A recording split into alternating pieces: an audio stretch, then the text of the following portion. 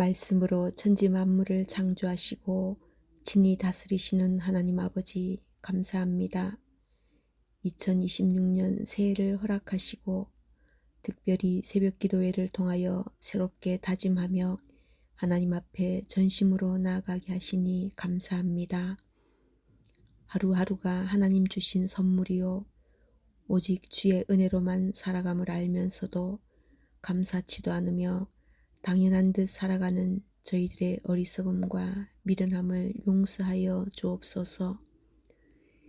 여호와를 경외하는 것이 지혜의 근본임을 깨달아 하나님께 기쁨을 드리는 삶을 살기를 원합니다. 더 겸손히 하나님 말씀 앞에 순종하게 하시고 날마다 말씀을 더 깊이 묵상하며 매 순간 동행하시는 하나님의 손길을 깨닫고 감사하며 자족하며 살게 하옵소서. 우리의 모든 삶을 통하여 주의 이름이 증거되며 그리스도의 사랑이 펼쳐지게 하옵소서. 오늘도 귀한 말씀을 전하시는 목사님과 함께 예배하는 모두에게 주의 풍성하신 은혜를 허락하시고 성령 충만케 인도하옵소서. 길이요 진리요 생명 되신 우리 구주 예수님의 이름으로 기도드립니다. 아멘. 2026년 신년 특별 새벽기도의 네 번째 날, 오늘 우리에게 주시는 하나님의 말씀은 창세기 3장 14절부터 21절까지 말씀을 제가 봉독해 드립니다. 여호와 하나님이 뱀에게 이르시되 내가 이렇게 하였으니 내가 모든 가축과 들의 모든 짐승보다 더욱 저주를 받아 배로 다니고 살아있는 동안 흙을 먹을지니라. 내가 너로 여자와 원수가 되게 하고 내 후손도 여자의 후손과 원수가 되게 하리니 여자의 후손은 내 머리를 상하게 할 것이요 너는 그의 발꿈치를 상하게 할 것이니라 하시고, 또 여자에게 이르시되 내가 내게 임신하는 고통을 크게 더하리니 내가 수고하고 자식을 낳을 것이며 너는 남편을 원하고 남편은 너를 다스릴 것이니라 하시고, 아담에게 이르시되 내가 내 아내의 말을 듣고 내가 내게 먹지 말라 한 나무의 열매를 먹었은즉 땅은 너로 말미암아 저주를 받고 너는 내 평생에 수고하여야 그 소산을 먹으리라. 땅이 내게 가시덤불과 엉겅퀴를 낼 것이라. 내게 먹을 것은 밭의 채소인즉 내가 흙으로 돌아갈 때까지 얼굴에 땀을 흘려야 먹을 것을 먹으리니 내가 그것에서 취함을 입었음이라. 너는 흙이니 흙으로 돌아갈 것이니라 하시니라. 아담이 그의 아내 이름을 하와라 불렀으니 그는 모든 산자의 어머니가 됨이더라. 여호와 하나님이 아담과 그의 아내를 위하여 가죽옷을 지어 입히시니라. 아멘. 지난밤에도 주 안에서 평안히 잘 주무셨습니까? 오늘이 특별 새벽기도의 네 번째 날입니다. 하루하루 아침마다 이렇게 얼굴을 대면하여 뵙지는 못하지만 그래도 말씀과 함께 여러분과 함께하는 이 시간이 참 복되다 이렇게 생각을 하게 됩니다. 오늘 저희들이 읽었던 본문은 원복음, 원시복음이라고 표현하는 창세기 3장 15절의 그 말씀입니다. 물론 성경 전체가 우리는 복음서입니다. 하나님의 복음, 복된 소식의 내용이 가득했습니다. 그럼에도 불구하고 하나님께서 구체적으로 복된 소식, 복음을 말씀하시는 내용들이 있습니다. 그 말씀하시는 내용 중에 맨 처음 나왔다 그래서 원시복음, 원복음 이런 표현들을 쓰는 것입니다. 그게 창세기 3장 15절의 내용입니다. 근데 우리가 이 3장 15절의 내용과 관련했을 때 그 배경은 그렇게 아름답지 못합니다.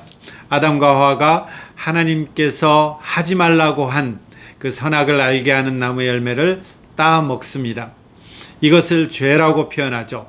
따 먹은 것이 죄가 아니라 하나님 앞에서 불순종한 것이 죄입니다. 아담과 하와는 하나님 앞에 불순종함으로 말미암아 전적으로 타락했고 그 하나님과 분리되었고 그리고 전적으로 부패되었고 그리고 원래 주어졌던 그 의로움은 상실하게 된 것입니다. 어제에 이어서 오늘은 다시 이 질문을 하는 것입니다. 그러면 하나님의 계획은 실패한 것입니까? 하나님께서 창조 때 이루고자 하셨던 그것들은 무너진 것입니까? 이 질문을 하게 되는 것이죠. 이 질문이 뱀에게 그리고 여자에게 특별히 아담에게 이렇게 그 하나님의 저주와 심판을 내리는 그 메시지 속에 여기에 대한 복된 소식, 하나님의 긍휼과 자비가 드러나는 것입니다. 뱀에게는 뭐라고 표현하나요? 내가 모든 가축과 들의 모든 짐승보다 더욱 저주를 받아 배로 다니고 살아있는 동안 흙을 먹을 것이니라. 이 말을 잘못 또 오해하면 지금 뱀이 막 기어다니지 않습니까? 야, 그거 벌 받아서 그렇게 돼, 이렇게 생각할 수 있지만 이것은 다른 의미가 있습니다. 배로 다니고 흙을 먹는다라는 것은 싸움에 패하여서 굴욕적인 처지에 놓여 있는 이 상황을 말하고 있는 관용구입니다. 그러니까 싸움에서 완패해서 지금 굉장히 비참한 상태에 놓여 있는 그 상태를 지금 묘사하는 것입니다. 누가요? 뱀이요, 사탄이요. 지금 잠깐 배경을 살펴보면 이것은 참 아이러니죠. 누가 이겼습니까? 뱀이 이기고 사탄이 이긴 것입니다. 사탄이 아담과 하와를 실패하도록, 선악을 알게 하는 나무 열매를 따먹도록 유혹했고, 그 사탄의 유혹 속에서 아담과 하와는 실패하고 넘어진 것입니다.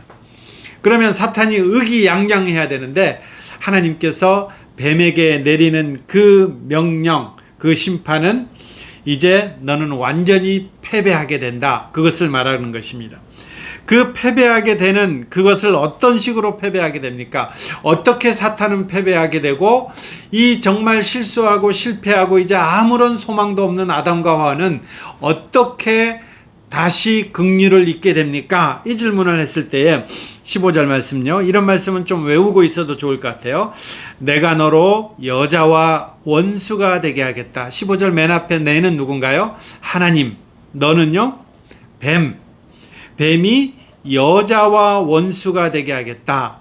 뱀과 여자가 원수가 되는 거예요. 근데 여기서 끝나는 것이 아니라 뱀의 후손도 여자의 후손과 원수가 되게 하겠다. 여기 참 특이하게 여자의 후손은 단수로 쓰여졌습니다. 뱀의 후손, 여자의 후손이 원수가 된다. 원수가 된다라는 것은 계속 치고받고 싸운다라는 거잖아요. 언제까지요? 이 후손들까지. 지금 여자와 뱀이 원수가 되는 이 상태뿐만 아니라 앞으로도 계속해서 여자의 후손과 뱀의 후손은 서로 싸우는 원수로서 살아간다라는 거예요. 언제까지냐면 이것이 영원한 것이 아니고 끝이 있습니다. 그 끝은 여자의 후손, 단수예요.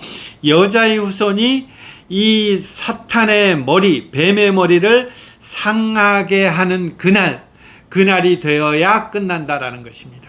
그리고 그날에는 뱀도 여자의 후손에서 여자의 후손에게 생채기를 내는데 그의 발꿈치를 상하게 할 것이다. 이렇게 되는 것입니다. 여러분, 뱀에게 심판을 내리는데 뭔가요?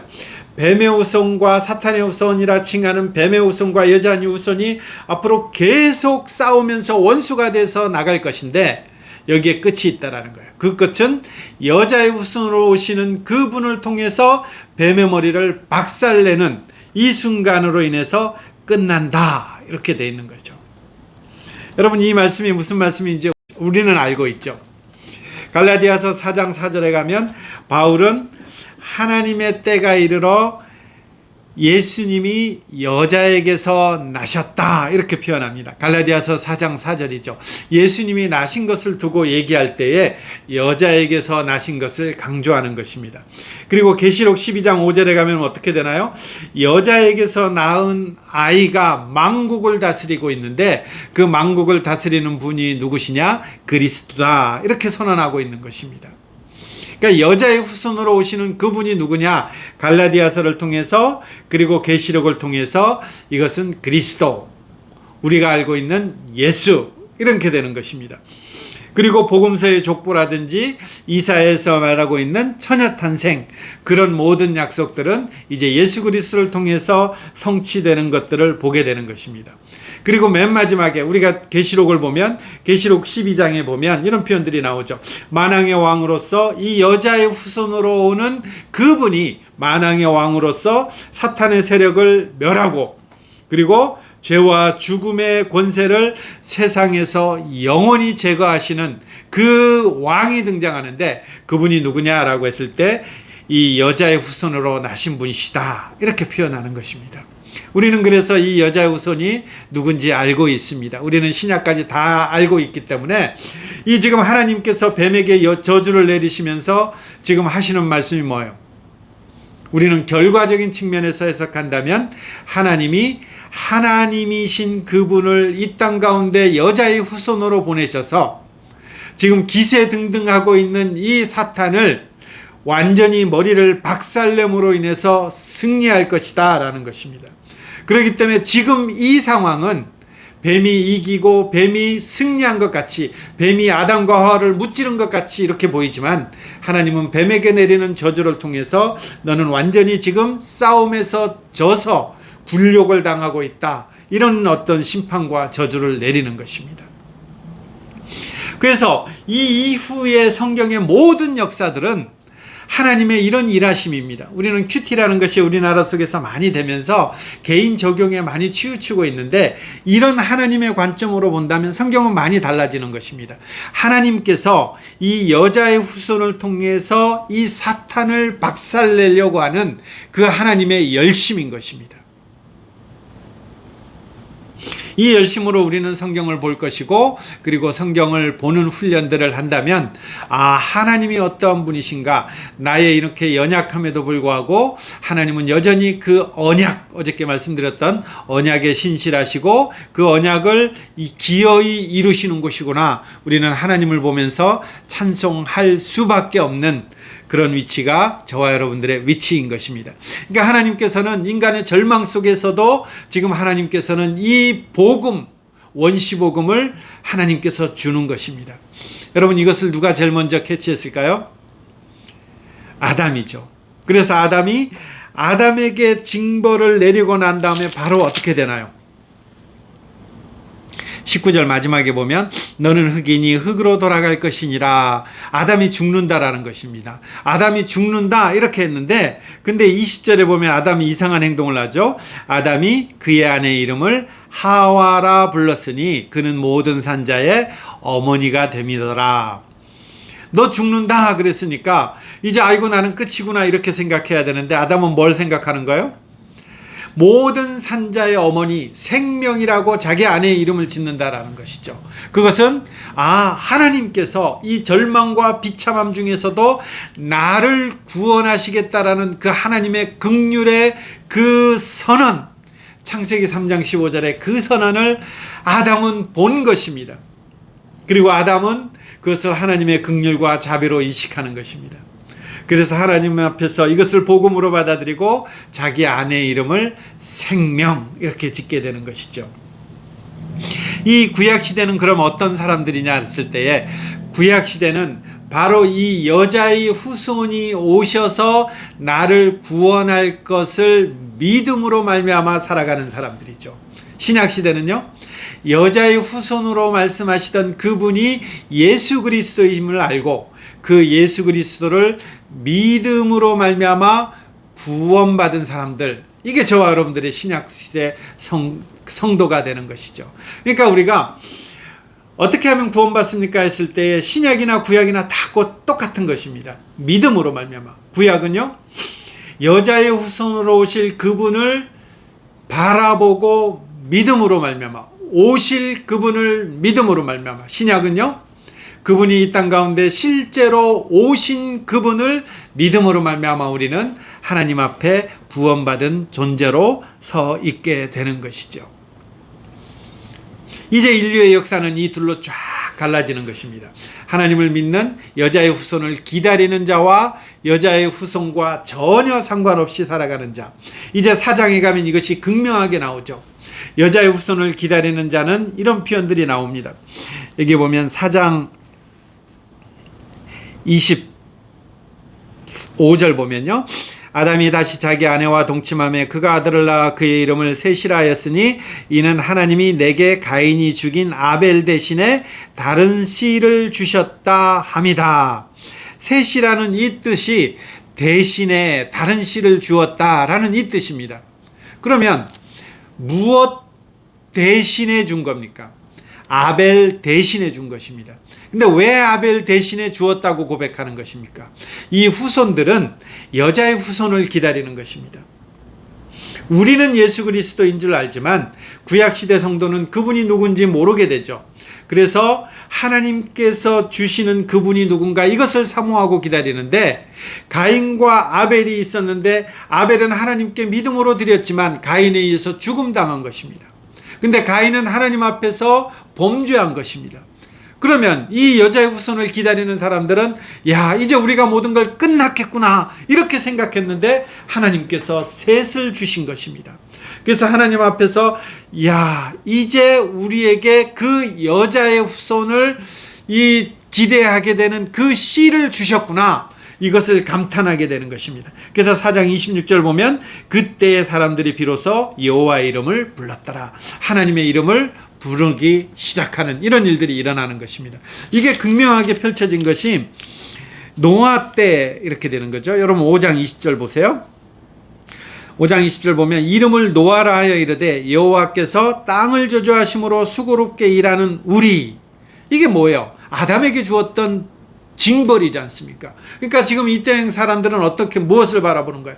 야, 우리가 아담과 하와의 범죄로 말미암아 우리는 하나님의 저주와 심판 아래 있구나, 이것을 생각하는 것입니다. 그럼에도 불구하고 우리에게는 여자의 후손이 우리를 구원해 줄 것이라는 것을 기대했기 때문에 노아라고 이름을 짓습니다. 노아라는 것은 우리를 위로한다, 안위한다라는 뜻이죠.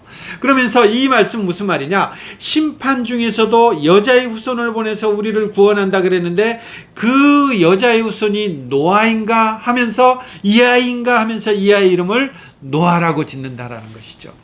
이런 것들은 이제 이 이후에 계속 나오고, 이게 선지서로 가면 메시아라는 이런 명칭으로 또 다시 이렇게 접합되게 되는 것이죠. 인류의 역사는 예수 그리스도를, 오실 예수 그리스도를 바라보며 믿음으로 살아가느냐, 오신 예수 그리스도를 바라보며 믿음으로 살아가느냐, 이게 신앙의 여정 되는 것이죠. 자, 그렇다면 이 여자의 후손은 어떤 모습입니까? 라고 했을 때에 여기에 힌트가 되는 한 구절이 있습니다. 오늘 본문을 보면 3장 21절에 여호와 하나님이 아담과 그의 아내를 위하여 가죽 옷을 지어 입히시니라. 여러분, 가죽 옷이라는 것은 이제까지는 풀잎으로 이렇게 가렸습니다. 왜 가렸습니까? 성경에 이렇게 했죠. 벗었으므로 부끄러워했기 때문에 가린 것입니다. 벗었으므로 부끄러워했기 때문에. 근데 하나님께서 이것을 가죽옷으로 해서 가려주신 것입니다. 무엇을 가려주셨죠? 부끄러움을 가려주신 것입니다. 근데 이 부끄러움을 가려주시는데 무엇을 가지고요? 가죽옷. 이건 뭐예요? 동물의 가죽을 가지고 한 것입니다. 다른 말로 표현한다면 피를 흘린 것입니다. 누군가의 피를 흘려서 나의 부끄러움, 나의 허물을 가려주셨다라는 것입니다.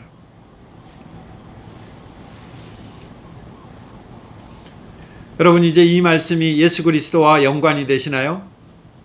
우리의 죄와 사망의 권세 아래 있는 이 참혹스러움, 비참함, 우리가 움직일 때마다 냄새나는 이 전적 부패, 우리의 모든 행동은 죄로 얼룩진 이런 죄인의 신세.